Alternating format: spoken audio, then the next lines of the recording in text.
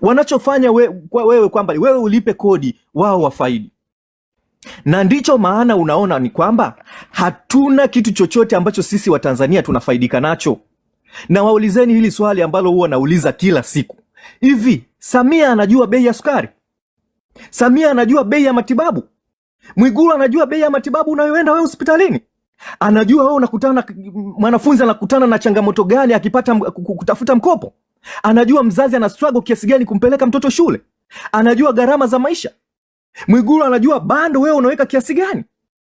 Niwaulizeni wa Tanzania, hawatujali. Kwa hiyo ni hivi, hatuwahitaji. Tunahitaji siasa time. Kitu ambacho kinatakiwa kifanyike, wananchi tusiendelee kusahau machungu na tuendelee kupigania haki zetu mpaka pale haki za kweli zitakapopatikana. Tuendelee kueneza hii sumu, tuendelee kudai mabadiliko ya kweli, tuzungumze kila unapopata nafasi ya kuzungumza na kufanya vitendo, tukatae hayo maovu wala tusiuziwe uoga. Mimi naomba niishie hapo na tuendelee na migomo ya mitandaoni, tusiwafuate wasanii wao, tusiwafuate wao. Tunataka wao kwanza wawajibike wote. Wakishawajibika wote, tuunde serikali ya mpito, tutengeneze katiba mpya, ili katiba mpya kwa sababu ndiyo solution ya matatizo yote. Mimi naomba niishie hapa, asante. Asante sana. Nafikiri kama tunaweza tukaenda wawili kuongea ni dakika tuletee huko. Watu wa Discord, tukitoka Discord tunaenda Clubhouse, tukitoka Clubhouse tunaenda Instagram. Discord sasa hivi. Social Discord kuna walioandaliwa PFD. Discord sasa hivi.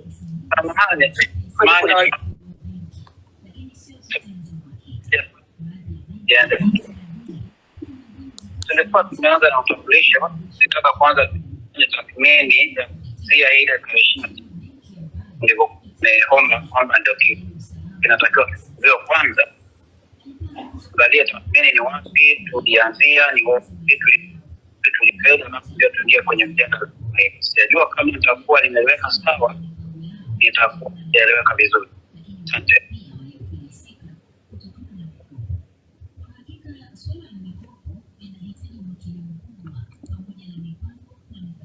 Discord imesikia? Discord watu wawili dakika 5. Tunasikia naongelea kwa mbali sana, kwa hiyo kama kidogo sauti tunasikia lakini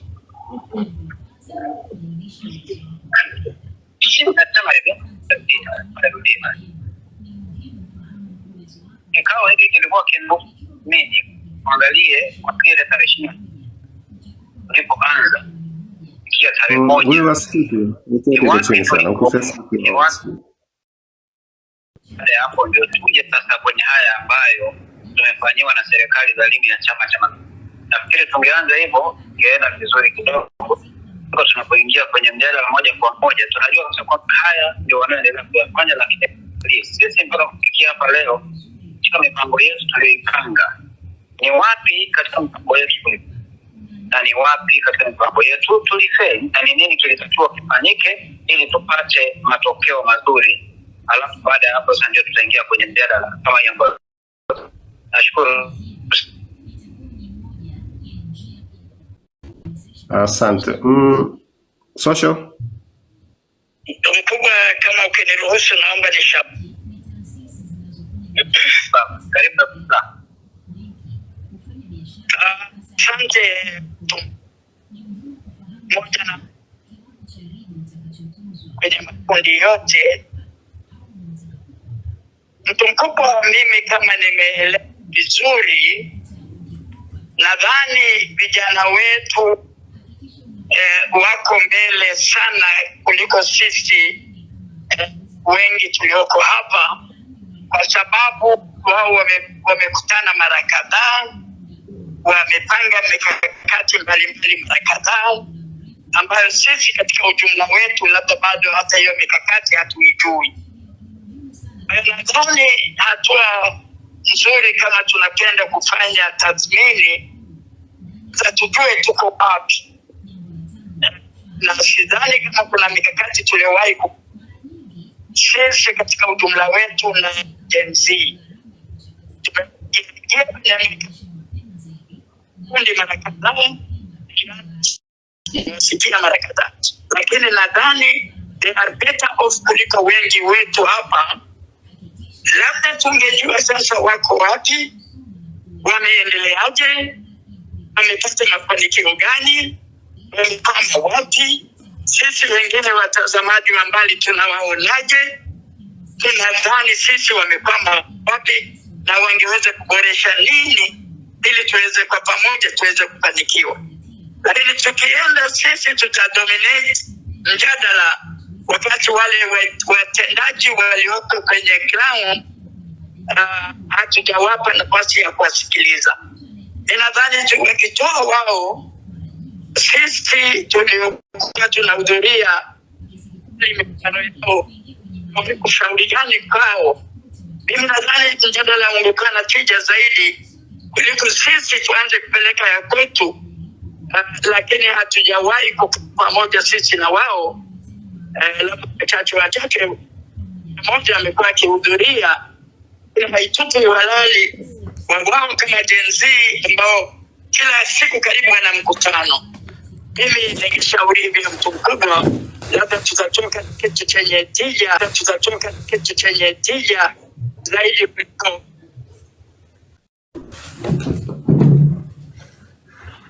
Asante.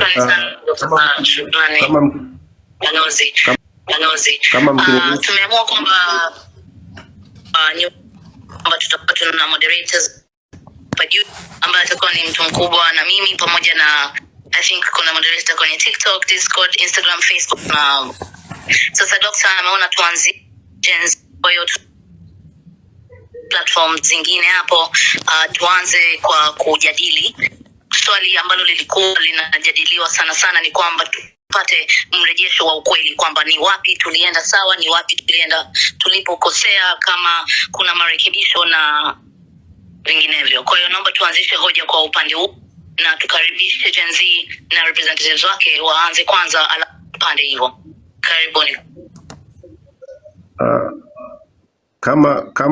Kama mtaniruhusu nitatoa hiyo, nadhani nimeelewa vizuri Dr. Slaa. At least tunaweza tukawa, kwa sababu sisi kila siku tunashiriki mjadala. Umesikia? Hapo kuna PFD, Maria nadhani. Unavyosema karibuni na hapo useme karibuni wa.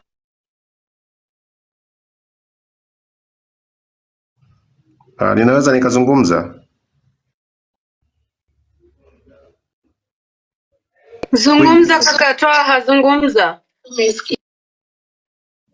Asante. Of course tunahudhuria kila siku majukwaa ya hapa na tunajua kila kinachoendelea. Nadhani Dr. Slaa mara chache amesema anahitaji kujua tulitoka wapi na tumefika wapi. Kila mtu anajua tumilikotoka. Vijana na Watanzania wote wali dai madai kabla ya tarehe 29, walidai madai ya kuwa na uchaguzi wa huru na haki, na wakishinikiza serikali kabla ya uchaguzi wa tarehe 29 basi wabadilishe mifumo ya kiuchaguzi.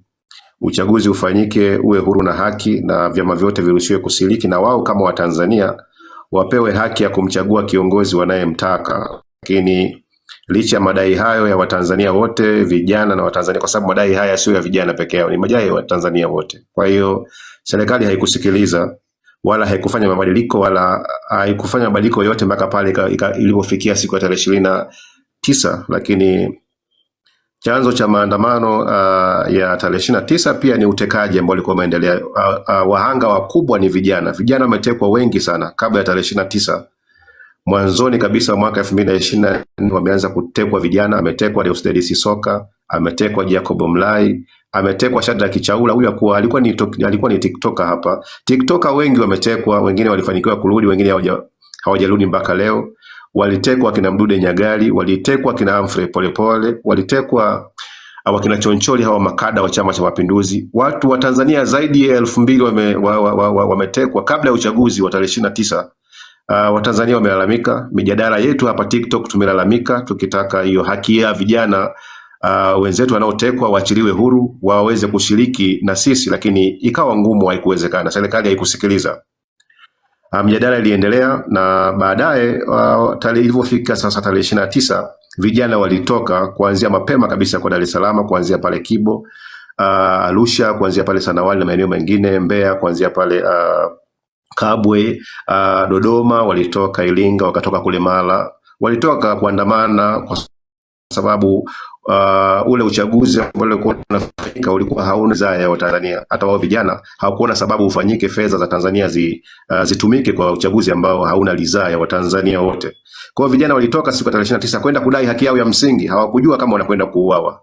Lakini ilikuwa kinyume kabisa. Watu ambao walikuwa naimba kwenye nyimbo za maandamano kwamba hatumtaki Samia, tunataka katiba mpya, no reforms no election, tunataka uchaguzi urudiwe na sisi tupate haki ya kuchagua. Watu hawa walianza maandamano yao kuanzia asubuhi, lakini baadaye kila mtu anajua ilivyofika muda wa saa mapema asubuhi kabisa watu walianza kupigwa risasi na watu walianza kureact na kufanya mashambulizi kujihami baada ya kuona wenzao wanauawa, kwa sababu wao walitoka kwa wema kabisa kufanya maandamano. Na kile ambacho kimefanyika, hatukukosea. Kuna mtu alitaka kujua kama tumekosea wapi. Hatukukosea kutoka, kwa sababu tumezungumza. Wenzetu wametekwa, tulikuwa hatuna njia nyingine ya kufanya. Wenzetu wamepotezwa, tulikuwa hatuna njia nyingine ya kufanya. Kile kilikofanyika tarehe 29 ndio lugha pekee ambayo watawala walijibu, kwa sababu tunavyodai ndugu zetu waliotekwa hawakusema chochote. Tunapotaka mabadiliko ya katiba hawakusema chochote. Tunapotaka tume huru hawakusema chochote. Kwa hiyo kile ambacho vijana wa Kitanzania walifanya ni kwa sababu hawakusikilizwa maombi yao yote ambayo walikuwa wameomba. Na kabla ya uchaguzi wa tarehe 29 yalikutana mashirika mbalimbali kutoa maoni kwenye uchaguzi wa serikali ya mtaa mwaka 2024. Walienda bungeni, TEC walienda bungeni kwenye tume ya kamati na sheria ya bunge, walienda TEC walitoa maoni yao. Chama cha Demokrasia na Maendeleo walitoa maoni, ACT Wazalendo, CCM na vyama vingine vyote. Lakini Watanzania wote maoni yao walitaka kabla ya uchaguzi tufanyike huru na tume huru, kila Mtanzania haweze kushiriki. Lakini serikali haikutaka kusikiliza Watanzania. Ndio maana tarehe 29 walichofanya kuna wa kuwalaumu kwa sababu walitumia njia zote, lakini ilishindikana. Hilo la kwanza. Lakini hata baada ya watu kuuliwa siku ya tarehe 29, watu wamepigwa risasi vibaya kabisa kinyama, pigwa risasi za vichwa, kila mmoja anajua. Hata walipouliwa ndugu zao hawakupewa miili ya ndugu zao wakazike. Wamedai, wamepiga kelele wapewe haki ya ndugu zao wakazike. Serikali haijawasikiliza bado. Hata wale ambao walikuwa wamepigwa risasi kwa majeruhi walimaliziwa, kupelekwa hospitalini. Wengine walikuwa hospitalini wakaenda kuchukuliwa, wakauliwa, wakapelekwa mochwari, na mpaka leo maiti zao hazijulikani zilipo. Baada ya hapo tumesikia kauli za viongozi mbalimbali haramu ambao hawana ridhaa yetu sisi kama Watanzania. Na msimamo wetu, wazee wangu, kama hamjui, mpaka leo vijana wa Gen Z wa Tanzania hawatambui serikali iliyopo madarakani. Mpaka leo vijana wa Gen Z kila siku ya Mungu wako kwenye mjadala yao. Wanataka haki katika taifa lao. Wanataka katiba mpya, wapate haki ya kuchagua. Wanataka viongozi waliopitishwa kiharamu waachie nafasi zao, tupate uchaguzi ulio huru na haki. Wanataka serikali ya mpito itakayorejesha Tanzania kwenye amani iliyokuwepo huko enzi za nyuma. Wanataka Tanzania yenye haki, Tanzania yenye viongozi wa kweli, Tanzania yenye viongozi wenye kusamini haki za binadamu. Wanataka mahakama zilizo huru. Kwa hiyo mpaka sasa Watanzania, hatua tuliopo sasa, baada ya tarehe 29 yaliitishwa maandamano ya tarehe 9 Disemba. Lakini tulifanikiwa kwa sababu kulikuwa kuna lockdown. Watu wengi hawakutoka, lakini watu hawakuruhusiwa kutoka. Ilikuwa ni siku ya kusherehekea uhuru wa Tanganyika, lakini hatukupata huo uhuru. Kulikuwa kuna lockdown, biashara hazikufanyika, na mpaka sasa serikali haijatoa tathmini ya hasara kiasi gani iliingiza siku ya tarehe 9. Kwa tunataka serikali tuambie pia tarehe 9 ni hasara kiasi gani Tanzania ilipata. Hiyo ya kwanza. Yakaitishwa maandamano mengine tarehe 25 Disemba. Wa vijana bado walikuwa na moyo na morali, lakini hawakufanikiwa kutoka watu wengi siku ya tarehe 25, siku ya Christmas. Baada ya hapo kwa uchache yakaitishwa maandamano siku ya tarehe 1. Hayakuwa makubwa sana, lakini bado vijana wana morali. Hiki kwa nini wanafanya hivi? Vijana wanafanya hivi kwa sababu yale yote ambayo waliyadai kabla ya tarehe 29 na tarehe 29 na baada ya kuuawa hayajafanyiwa kazi. Bado vijana wana madai yale ambayo yalisababisha wakauawa. Kwa hiyo mpaka sasa vijana ambacho wanakidai hakuna hata kimoja ambacho wamekipata. Zaidi vijana kwa mara ya kwanza katika historia ya Tanzania wamefanikiwa kuandamana, kufanya maandamano makubwa ya nchi nzima ambayo haijawahi kufanyika Tanzania. Hicho ndicho ambacho vijana wanajivunia hivi sasa, ndicho ambacho kimewatia moyo, ndicho ambacho kinawapa morali ya kusonga mbele. Kwa hiyo tumewaiteni hapa na vijana nimewasikia siku zote wakizungumza, wanataka kwanza nyinyi kama wazee kwa kile ambacho mmekiona, mtoe maoni yenu na tathmini yenu. Kwanza mmewachukuliaje kwa kile ambacho wamekifanya? Kwanza, pili, mnawashauri nini na watumie njia gani kusonga mbele ili waweze kuisaidia Tanzania yao? Na niwaambie tu ambao mnanisikiliza, vijana kauli zao za siku zote, hawako tayari kupoa, hawako tayari kurudi nyuma, hawako tayari kupiga magoti kwa sababu tayari wameshapoteza ndugu zao katika nchi. Na sisi tuko hapa kwa ajili ya kudai katiba mpya ya Jamhuri ya Muungano wa Tanzania. Tunataka haki, tutanyamaza siku haki yetu itakapopatikana. Kwa hiyo karibuni, mwashauri vijana wenu. Mimi nilikuwa niko hapa muda wote na washauri, nikipata nafasi watumie njia gani huko nyuma. Nyinyi safari yenu ya kisiasa, kwa mfano Dr. Slaa, umekuwa ni mwanasiasa mkubwa, umekuwa mbunge muda mrefu, umekuwa kiongozi mkuu wa chama cha upinzani. Mmetumia njia gani huko nyuma ambayo mmehisi iliwafikisha pale mlipofika? Je, mliwahi kukutana na kile ambacho kimekutana tarehe 29 na kile cha tarehe 29 kinatupatia taswira gani ya kusonga mbele na njia gani nzuri za kutoka hapa kusonga mbele ili tuweze kupata haki zetu za msingi? Bila shaka nimeeleza kwa kifupi na ninaweza nikawa nimeeleweka. Asante na nashukuru sana.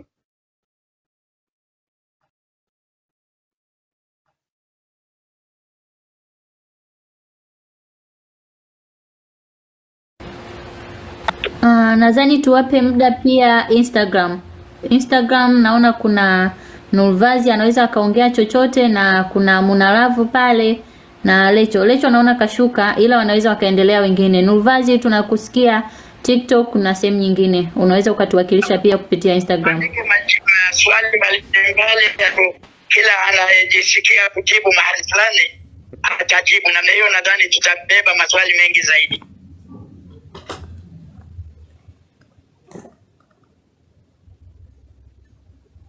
Sawa. Sijui tuko na TikTok Irene, tuko wote in one voice. Sawa. Tupo wote. Sasa Clubhouse labda mchukue swali la Dr. Slaa mmoja andike hapo dada na tuko muandike Dr. Slaa wote. Okay, sawa. Tuko na kwamba tuulize maswali hapo chini na wajibu accordingly. Tukumbuke Clubhouse tuko Dr. Slaa na mwana lipo Nurvazi, kuna Baba Mwita, kuna Rugemalila himself, na watu mbali. Kwa hiyo jamani karibuni. Mimi swali la kwanza lilikuwa kuwa na candid feedback, kuwa na mrejesho wa ukweli kwamba ningemkaribisha basi Bwana Nurvazi kama wewe ongeza ukatoa feedback yako. Sijui kama kinachoendelea kinahakika, maana yake nilisikia yule aliyeuliza shule kuna maswali yalielekezwa kwangu, lakini nikapendekeza kwamba labda mtu mwingine aendelee.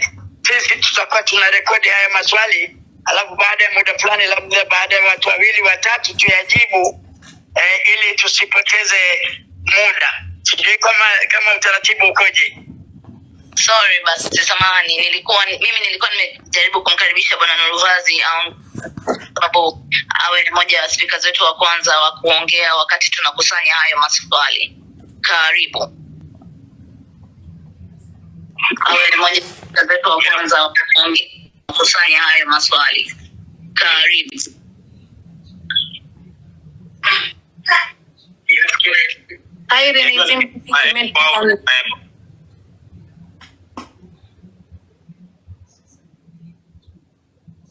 Sijui ni mimi ndio na echo au nani na echo.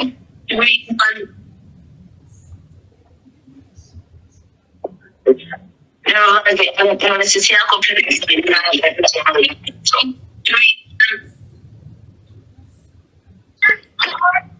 mimi ndio na echo au nani na echo.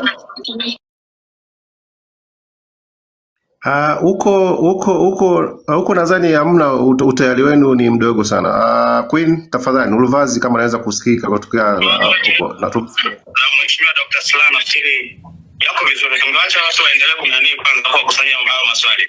Mimi nikipata mtu ambaye ana au mbona unaongea. Naomba nitoe taarifa kuhusu huko Instagram maana nipo huko. Kaka Nurvaz. Unanisikia? Kaka Nurvaz. Social kwanza naongea social.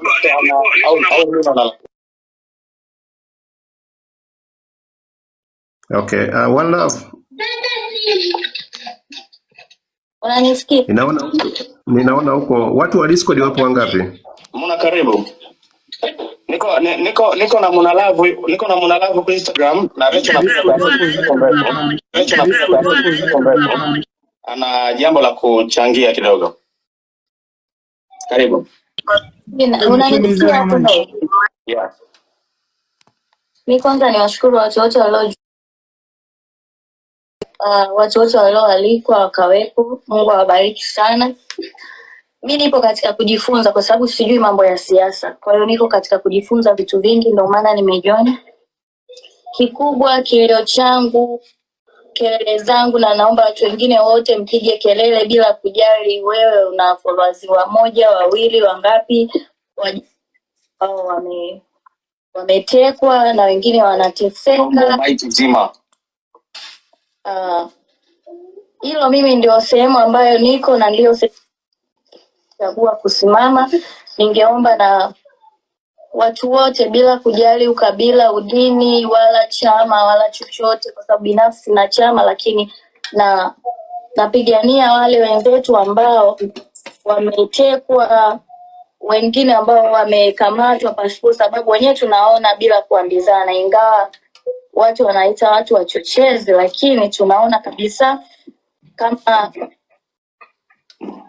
ukiongelea haki kama uko Tanzania lazima utakamatwa, lakini wengine wanaweza wakatoka wakaongea wakaonekana wako sahihi. Lakini katika haya yote ukimweka Mungu mbele na ukimshirikisha Mungu, kwa hiyo tutashinda na tutaokoa ndugu zetu ambao wametekwa. Ni haya yote, asanteni. Amina. Jamani, kapole yako katoto. Shukrani sana Muna. Shukrani Muna. Tunakupongeza kwa sababu umekuwa ni mmoja wa watu ambao wamesimama na Watanzania. Umenielewa? Ni celebrity wengi wamenyamaza kimya, lakini umekuwa ni mmoja wa wachache ambao wameweza kuwa ni mstari wa mbele kwa ajili ya kupigania haki. Tunakushukuru sana na nikwambie tu Watanzania wanapenda haki, wengi wanakupenda. Umenielewa? Tunashukuru sana. Yaani wewe kwa tu hapa tu wenyewe na watu wamekufuata hapa, mashabiki zako. Kwa sisi tuna furaha sana. Okay. Jamani, ningeomba sasa Discord, TikTok na bunge letu kubwa hapa. Ni wakaribisheni tena mtu mwingine ambaye anaitwa Rachel Dangwa. Rachel Dangwa, karibu sana. Nafikiri umesikia mjadala ulikopo unaelezea nini na ni kitu gani ambacho tunatakiwa kukiendea. Karibu. Asante. Asalamu alaykum Waislamu. Bwana Yesu asifiwe kwa Kristo. Kwanza kabisa mimi nakuja moja kwa moja kwa huyu Samia Suluhu Hassan. Samia Suluhu Hassan, uko ulipo najua IT wengi mko mnaangalia. Kwa Makonda unaangalia, Kalamila unaangalia, Mafele Mulilo na wote kabisa. Samia uko hewani na akaunti zako fake. Na wajia straight away. Samia, kwanza wewe sio rais wa Jamhuri ya Muungano wa Tanzania. Hilo ujue. Hujachaguliwa na mtu yoyote na hana mtu anayekuelewa. Ukao unajua kabisa huko Ikulu tunakufuata dakika 2 sifuri. Mimi sina mengi sana ya kuongea. Ninachoweza nikaomba kabisa Watanganyika wenzangu. Hakuna mtu asiyeona haya mambo yaliyotokea. Ukija kuangalia, amesema amechagua watu wanaochunguza mambo ya nini? Nurvaz, inua kichwa. Wanaochunguza na nini? Nini hawa? Wanaochunguza wauaji. Wanaochunguza walioua wananchi. Kwanza huyo Samia ambao na wananchi ameshawachagua kwamba ni mimi, ni Mange, ni Maria, ni wewe Nurvaz pamoja na Sativa, huyu mwenyewe Mnalafu akiwepo na pamoja na Pasta, kwamba sisi ndio tumesababisha hao wananiiva na akili kweli timamu huyo mwanamke. Samia nakujua uko hapa na unaangalia kabisa live. Mimi naomba naongea kabisa, nina uhakika 200 yuko hapa. PC walio wengi wako hapa na walio wengi nimeambiwa toka majuzi yale na Samia mwenyewe watakuja hapa kwa ajili ya kufunga account za watu na live za watu. Sasa ngojeni wapeni sauti. huyo Samia anaposema kwamba sisi ndo tumsababisha kwamba watu waandamane, na wakati yeye ndo muuaji namba moja, ameanza kuua, kuteka, kufanya nini, kila kitu. Sisi wananchi tunaona. Mimi sio mwanasiasa, ndio maana nakuja mbele narudi nyuma. Mimi sio mwanasiasa, mpaka nimeamua kuja kuingia kwenye hivi vitu vya mambo ya serikali ni kwa ajili ya Samia Suluhu Hassan. Serikali, uwezi ukaongoza serikali imekushinda, na kama serikali imekushinda inatakiwa hicho kitu kiondoke, uondoke kwenye hicho kiti. Wewe mpaka kukaa kwenye hicho kiti umemua Mheshimiwa John Pombe Magufuli na asilimia 2000, na hizi video ziwepo na mzipeleke popote mahakamani, nitasimama. Umemua nani John Pombe Magufuli kwa ajili ya kuwa rais wa muungano wa Tanzania bila kuchaguliwa na mtu yoyote. Marehemu John Pombe Magufuli alikuwa ameshakaa miaka 5 serikalini. Ikawa imebakia miaka 5 iwe 10. Wewe umekuja kukaa miaka 5 baada ya kumuua. Si miaka 10 imeisha? Sasa kama miaka 10 imeisha, umekuaje uje tena ujichague uende kwa miaka mingine 5? Samia uko hapo, TC mko hapo, Sumai uko hapo, Abduli uko hapo, kila mtu uko hapo, Mafele Mulilo. Ninawauliza na hapo Makonde uko hapo, Chalamila mko hapo.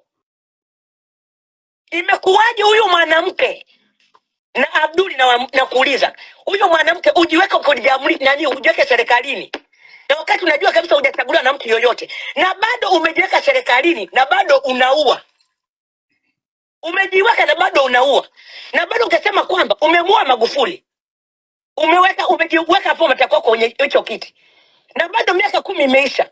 Umevunja katiba mara ngapi? Tayari umeshavunja katiba, na bado unakuja hivi hakuna nyinyi nyanya unakuja kututukana, na bado leo umekuja tena unaongea kwamba unafurahishwa waliouawa. Sasa hakuna mtu anaweza kuingia barabarani. Samia, nataka nikwambie, barabarani tu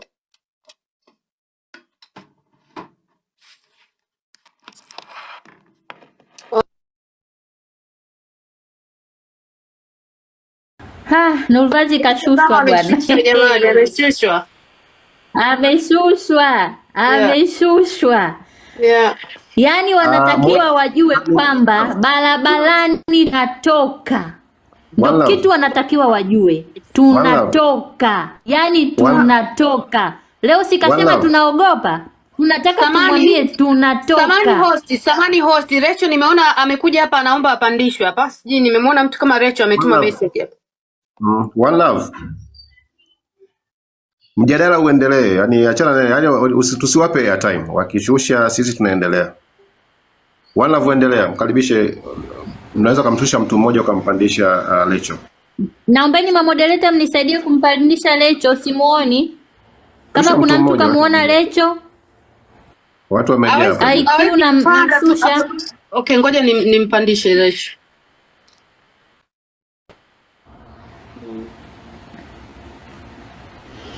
Simuoni tena kwenye request. Lecho, tunaomba request ili tukupandishe. Tuma request Lecho. Na Lecho, omba request tukupandishe. Yaani watashusha sana, na akaunti tunazo kama 100. Wakishusha hii napandisha nyingine. Wakae wakijua. Tuna akaunti kama 100.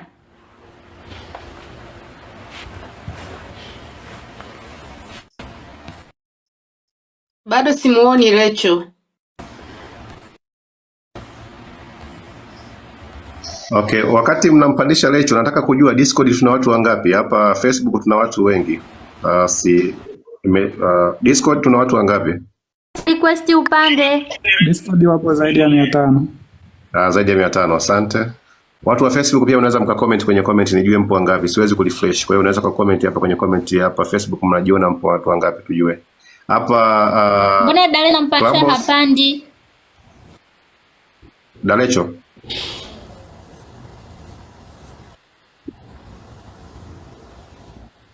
Okay. Lazima naombeni mnipe nafasi niongee. Najifutani, naomba utoe kikombe tafadhali. Tunachangia kuishusha live. Tunaomba utoe kikombe. Ongea dada. Tafadhalini sana, naombeni mjue wako hapa, wamejaa hapa toka majuzi yale nilipata taarifa. TC usalama wa taifa wamejaa hapa. Hao wakina Paul Makonda, Samia yuko hapa, kila mtu yuko kwenye hizi live. Lakini pia Makonda ameshatoa statement kwamba tukiona tumapiga za uso wautoe mtandao. Na kama inawezekana TC waweko hapa ili waweze kubloko akaunti za watu. Sasa ngojeni niwaambieni TC. Pamoja na wewe Mafele hapo ulipo. Pole umemweka nyumbani kwako. Ndugu zangu ni mnajua Pole alipo? Nadhani hakuna mtu anayejua Pole alipo. Pole yuko kwa Mafele mpaka sasa hivi ninavyoongea na nyie. Kwake pamejaa usalama, wamejaa mapolisi, wamejaa wanajeshi, wamejaza pale. Na ndiko amekoficha Pole. Wewe ulivyokwenda South Africa umemweka Pole hapo hapo Masaki. Kwenye nyumba moja pale Masaki. Baada kutoka South Africa umerudi juzi umemchukua Pole umemweka Mikocheni. Na hivyo ninavyoongea najua mtamhamisha leo. Mipango yenu yote ya kipumbavu yote ninaijua. Na ambacho nakwambia wewe wewe Mafele. Ulikuwa kwenye kikao juzi ukiwa wewe pamoja na mkuu wa mkoa Chalamila, ulikuwa na Mlilo, ulikuwa pia na huyo huyo George. Ulikuwa mko watu wengi sana kwenye kikao. Mnamwangalia Pole mnamcheka, mmempiga picha. Mnamcheka Pole eti angalia alivyokonda. Alifikia anaweza kushindana na serikali. Ngojeni niwaambie. Hapo Mikocheni nyumba 201 ndiko Pole alipo. Mikocheni B. Kuna nyumba ya Mafele acheni uharamia huyo Pole mumwachie na familia yake. Na hapo mlipo mnataka kumhamisha. Tarehe 12 mnataka kumhamisha. Mnako muhamisha mnapajua na mnako taka kumpeleka mnapajua. Mmeshapanga kila mbinu zenu. Mbinu zenu za kipumbavu muache. Muache mbinu zenu za kijinga. Na Samia uko nyuma ya hiyo pazia. Mnakuwa mnafanya vitu vya kipumbavu, kuua nyie, kuteka nyie. Ninaongea hapa. Sumai yuko hapa nasikiliza. Mmezoea kwa mnafunga akaunti zangu, mmeshafunga akaunti 101. Lakini niko lelelele mtafunga na nitaendelea kuja tena hewani. Nitakachosema, Samia utakufa utake usitake kama utotaka kujiuzuru kutoka madarakani. Haiwezekani. Umeua, unajua nyie tunasema kwamba ni watu 10,000. I want to tell you that. Walio kuwepo pale wamechukua ile mili na wanajua idadi ya wananchi walio wao kutoka Dar es Salaam. Dar es Salaam peke yake wameua watu 70,000 kitu. Dar es Salaam peke yake. Mwanza ndio ilikuwa zaidi ya 10,000 kitu. Mwanza. Zaidi ya 10,000 kitu. Ukija mikoa mingine, huyo Samia kaua maelfu ya watu. Wamekofufua kote. Nina video zenu wakati mnafufua. Wewe Sumai uko hapo, Abduli uko hapo, Samia uko hapo, Paul Makonda uko hapo, Kikwete mko hapo na fikiro zenu. Mmeambizana tuwevo kwenye nadi zao tusikize wanaongea kitu gani. Sasa ndio nawaambieni mimi nilichodangwa. Kuna watu mmewatupa hapa Japani kutoka Marekani. Ninawasubiri waje hapa.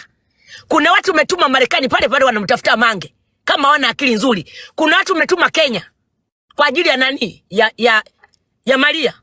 Kuna watu umefika si Uingereza kwa ajili. Sasa acheni mambo yenu ya kuwa mnamaliza pesa kwa vitu vya kipumbavu. Maji tu yamewashinda. Wewe Samia umechaguliwa na nani? Umechaguliwa na nani? Yaani nyie kila siku ni kupanga mauaji tu. Huyo hapo ambaye yuko ni msaidizi wako hapo.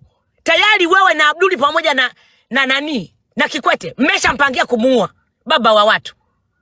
Yaani nyie mipango yenu ni kuua. Kitima yule pale mmempangia kumuua.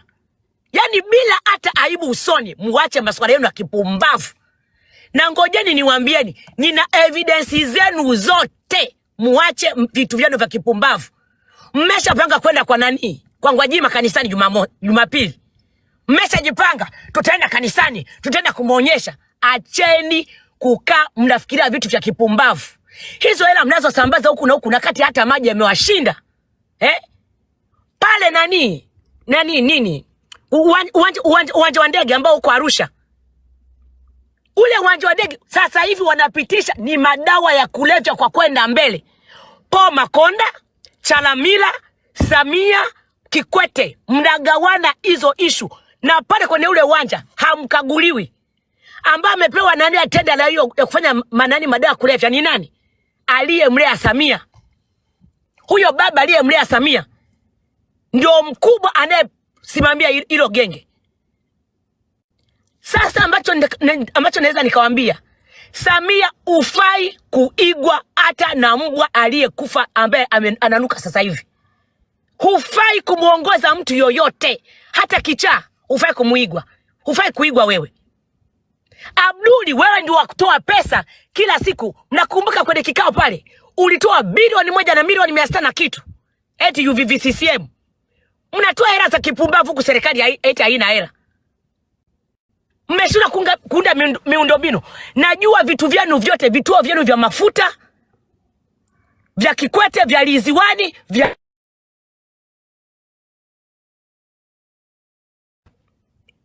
acheni tabia zenu za kipumbavu. Na nimepanda hapa kwa sababu najua wote mko hapo tisi. Najua hii kaunti yangu haitoka.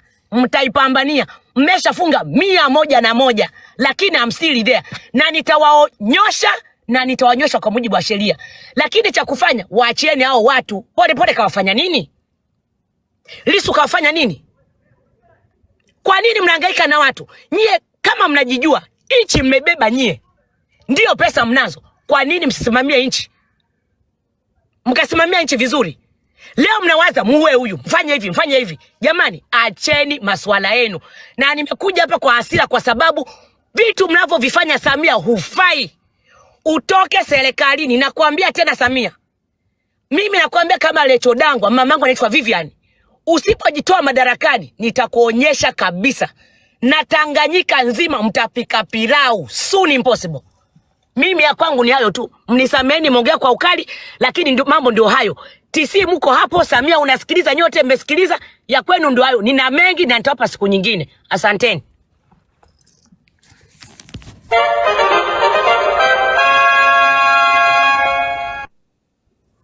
Tunashukuru sana Recho. Kwanza hata hujaongea kwa ukali, umeongea kistaarabu kweli. Asante sana. Kwako host. Nashukuru sana. Thank you.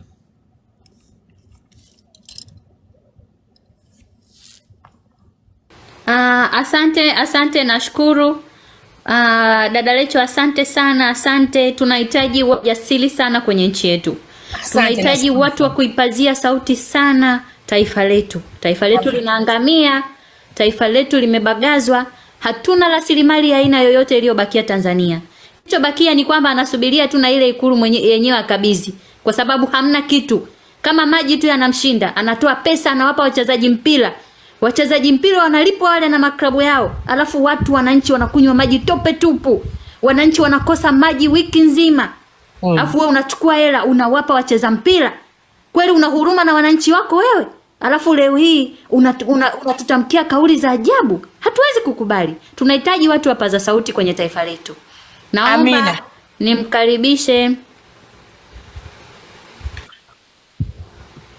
nimkaribishe dada Gifty. Karibu. Naomba nimkaribishe dada Gifty. Kabla ya dada Gifty, okay. Nani Marcos alishuka. Marcos, tunaomba uongee alafu then tutaenda kwa social atuunganishe na huko Discord. Marcos, fungua mic yako. Discord hawajaongea tangia mwanzo. Alafu then tutaenda kwa social atuunganishe na huko Discord. Marcos, fungua mic yako. Tunawapa hata watu wangapi? 4 mtaongea. Ngoja aongee Marcos social. Alafu baada ya hapo ataongea, mtaongea Discord, mtaongea watu 4. Dada Lecho ongezeka mic yake. Social unanisikia? Okay, sorry. Dada Lecho tunaomba uzime mic. Okay. Marcos, washa mic yako. Nashukuru. Mimi sina mengi ya kuzungumza. Nilitamani jukwaa hili leo na kaka Mwaipaya yuko hapa na mzee Sla yuko kule na wote. Nilitamani jukwaa. Jitahidi sauti huko Facebook wakusikii. Zaidi sauti kaka, kwa watu wengi sana. Kuzungumza kaka Mwaipaya niko gazeti, ndio maana najaribu kuzungumza. Nataka tu nitoe neno moja. Najaribu kusema kwamba natamani leo tutoke na azimio kama sio maazimio. Na hayo maazimio, hilo azimio lifanyike lini? Yaani hili jukwaa lisiondoke leo bila kupata azimio la kufanya jambo. Najua tumeattempt tarehe 9, tarehe 25, tarehe 1, hakutupata matokeo tuliyotarajia. Sasa tutoke na azimio leo. Nini kifanyike hii serikali ikaanguke? Hatuwezi kukaa na watu ambao wanaendelea kuua ndugu zetu. Shukrani, mimi ni hayo tu.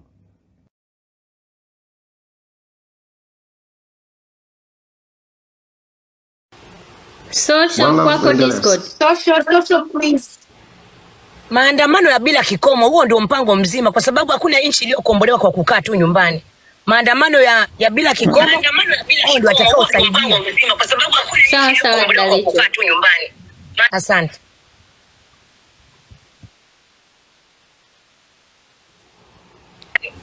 Asante Dalecho, ni kweli maandamano yetu hayana kikomo na hatujai kutangaza kama tumemaliza.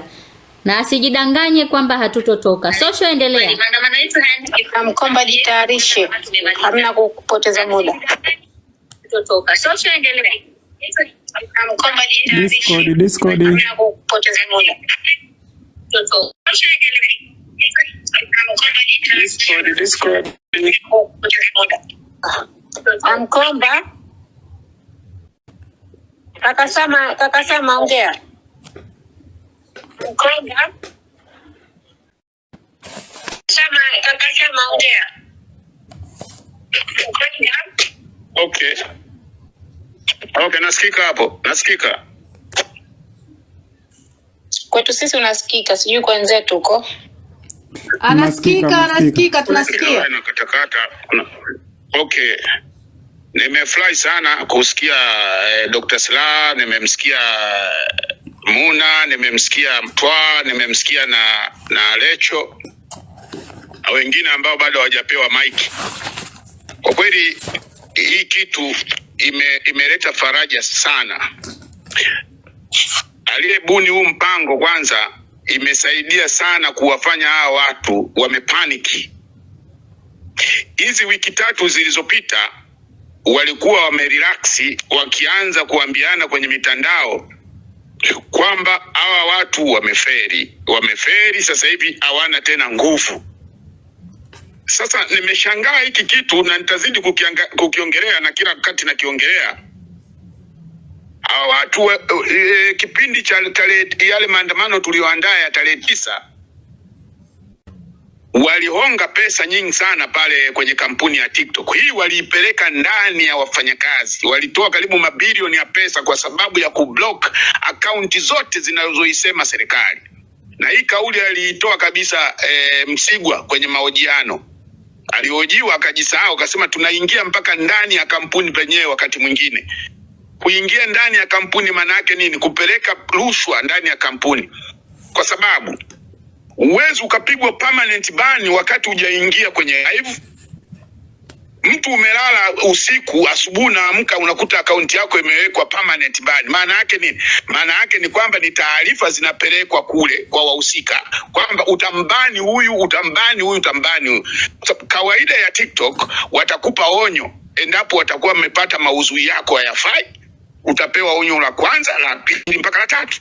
Sasa inakuwaje upigwe permanent ban wakati hujaingia kwenye live? Maana yake nini? Wametoa rushwa. Kwa mujibu wa Abili kipindi kile anasema ili uishushe live hivi kwa permanent lazima upeleke, alisema unalipa karibu dola 200,000 kitu kama kushusha tu live kwa mtu mmoja. Sasa jiulize wanaonga shingapi kule kwenye mtandao.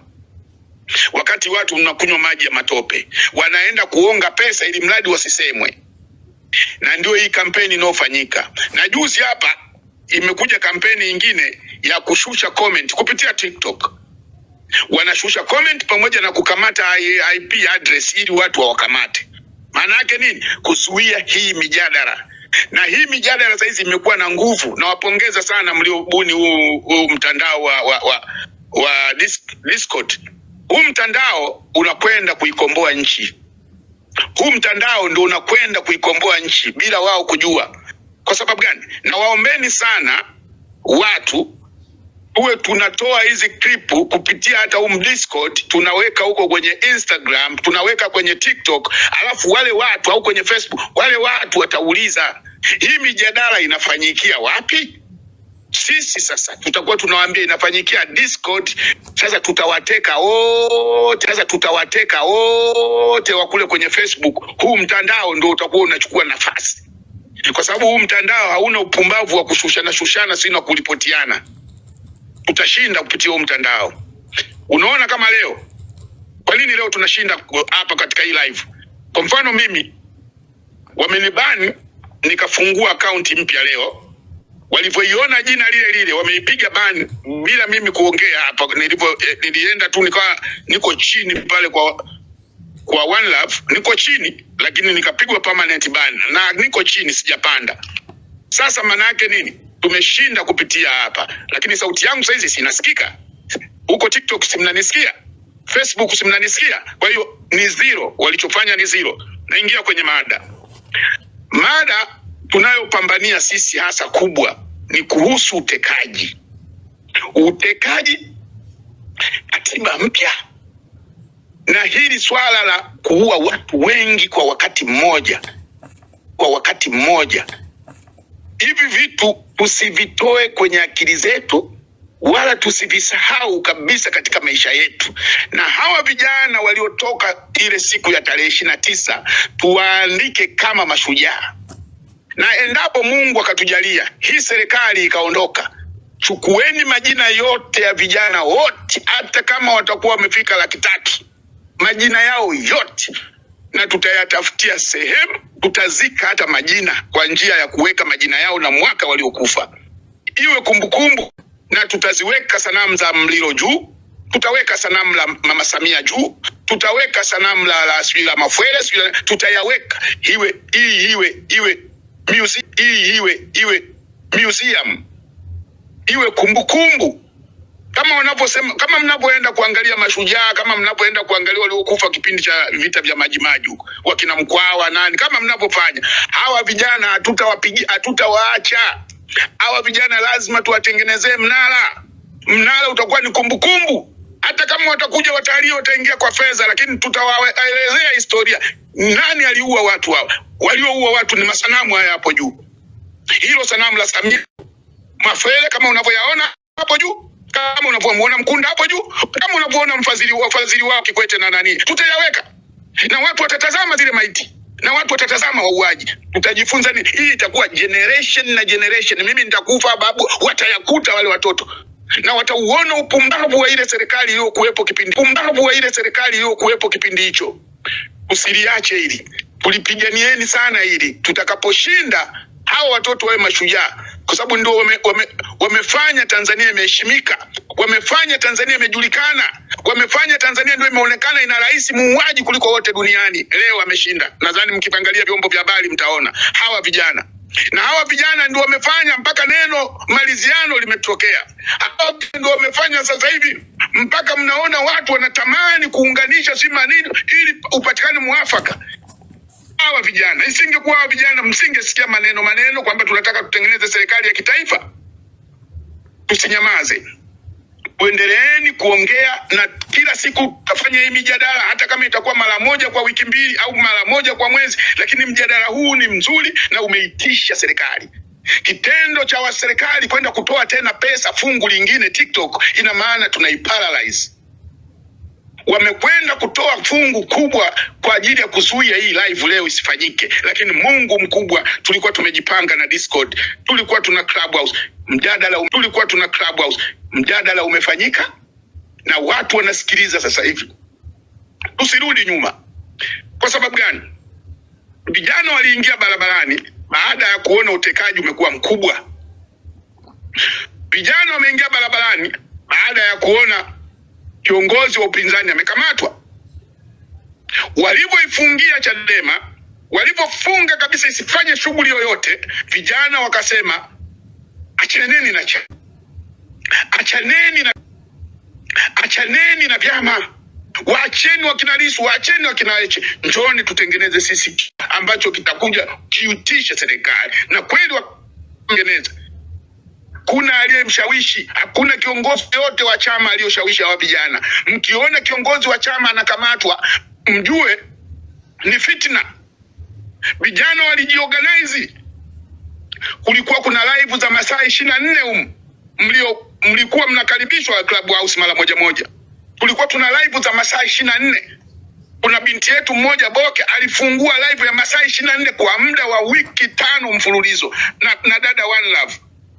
Walikuwa wakifungua live na mwanzilishi akiwa Twa. Nakumbuka mimi nilikuwa mtu wa kuzurura tu na watengenezea watu ma account nikije hivyo na hivyo. Lakini Tumeshinda kiasi kikubwa sana. Vijana tusikate tamaa, mpaka dakika hii sisi ni washindi. Kwa sababu gani?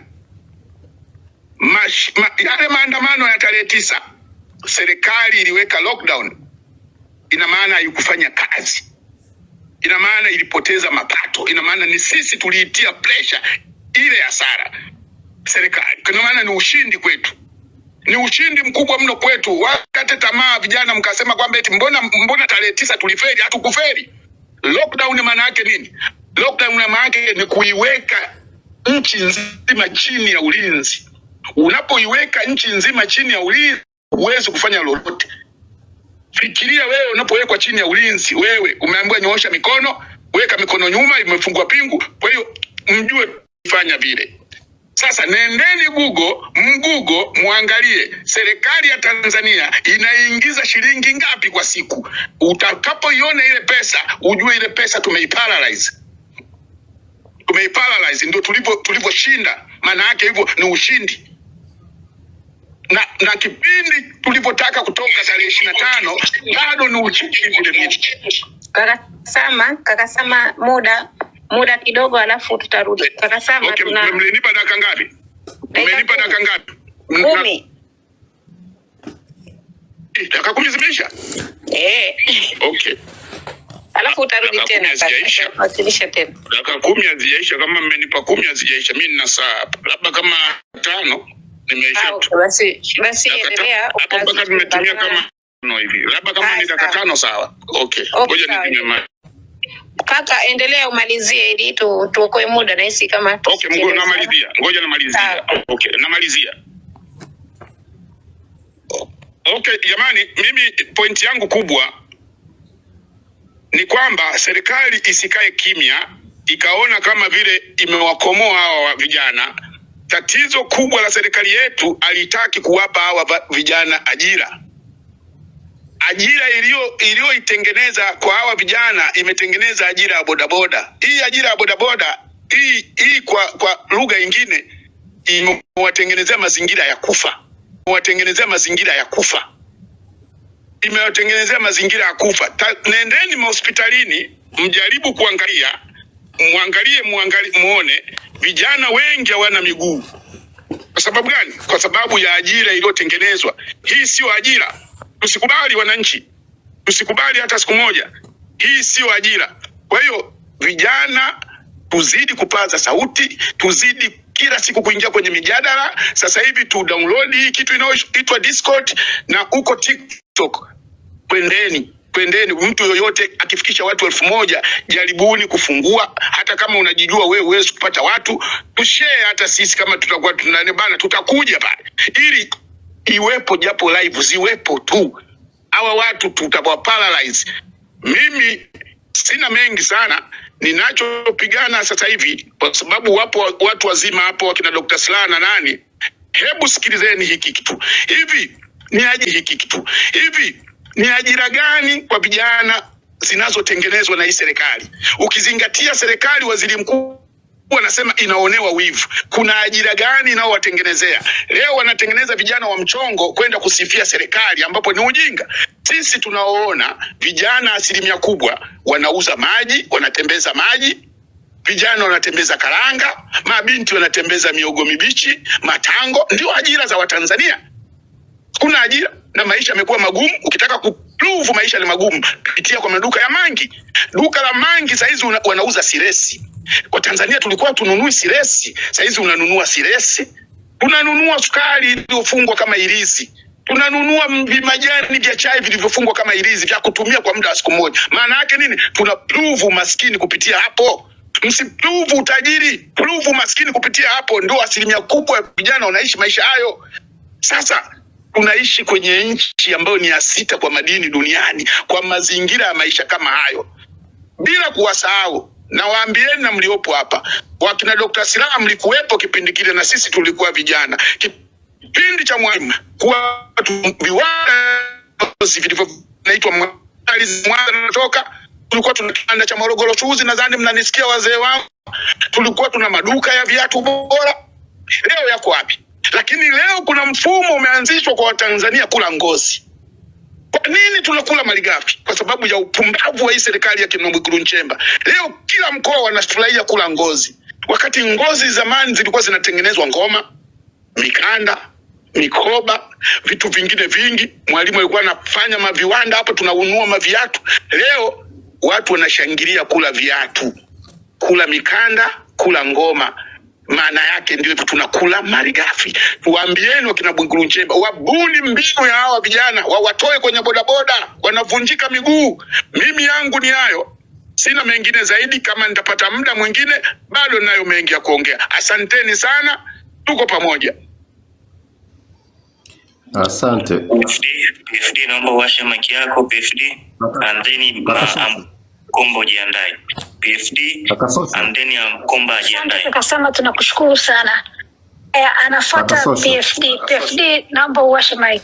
Sosho unaitwa huku. Bila shaka kama mnanisikia, tuna wazee hapa na Dr. Slaa. Sasa hivi ni saa 6 kasoro. Hao wazee wetu ni vema, ni wageni tumewaalika. Ni vema walihitaji kujua. Ya moja kwa moja nataka niende kwenye pointi. Ya nini tu. Kaka Toha, naomba niwaambie kwa. Mimi nafikiri sito sana kwenye malalamiko.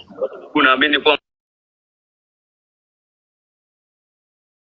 Asante. Nilikuwa ninawaambia kwamba tuna Dr. Slaa na wazee wengine wako hapa. Sasa ni saa 6 usiku. Lazima tumewalika waje hapa, ni wazoefu sana wa Tanzania, na tulitamani watuambie wao miaka yote walitimiza wajibu wao. Sasa kwa kile ambacho kimetokea tarehe 29 kutoka hapa, vijana waendaje mbele ili kuipigania nchi yao ya Tanzania. Tunahitaji busara zao kama wazee, na watushauri mambo ya kufanya ili kuhakikisha Tanzania yenye haki inapatikana. Kwa hiyo ni vema tukawakaribisha wageni wetu. Sisi tunasikilizana kila siku, tuwakaribishe wageni ambao tumewaalika, itakuwa ni jambo jema zaidi.